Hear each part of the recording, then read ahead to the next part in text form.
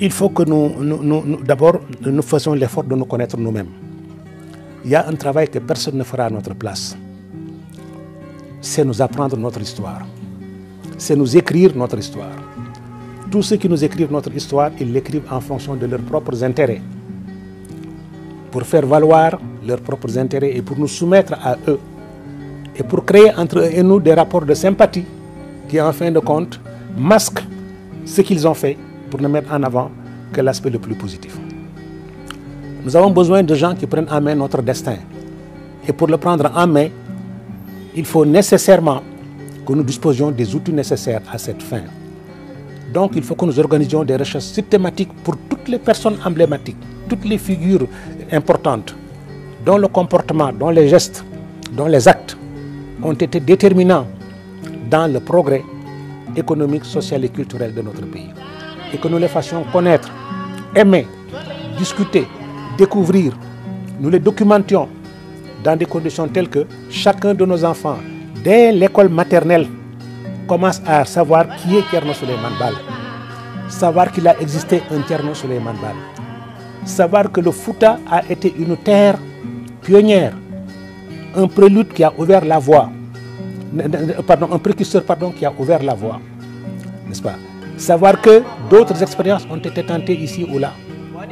Et qu'on n'ait pas honte de comparer ce qui s'y faisait avec ce qui se faisait dans d'autres parties du Sénégal, parce que le Sénégal, à cette époque, était une réalité composite, dans laquelle il y avait des niveaux de développement qui n'étaient pas égaux. Il y avait des endroits où il y avait la lumière, il y avait des endroits où il y avait l'obscurité. N'est-ce pas? Mais c'était le monde entier qui était ainsi fait. Qu'on puisse également accepter des comparaisons avec d'autres pays.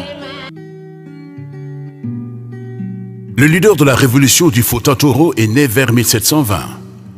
Le Centre de recherche sur le patrimoine intellectuel Bajordo célèbre cette année son 300e anniversaire.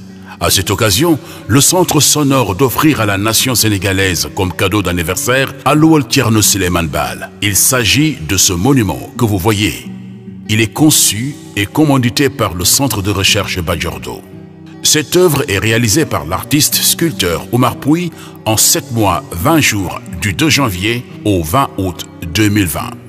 Elle est en pierre de type basalte, dolérique, gris clair, pesant 1800 kg, mesurant 2,40 m en hauteur et 1,10 m en largeur et 0,20 m en épaisseur.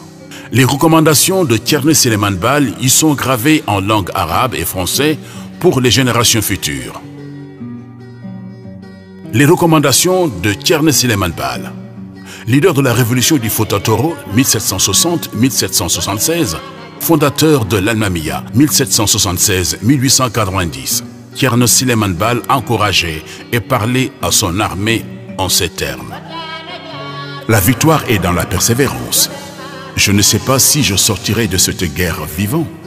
Toutefois, je vous recommande, si je ne suis plus de ce monde, de rechercher un Almami, chef désintéressé, qui ne mobilise les biens de ce monde pour sa personne ou sa postérité.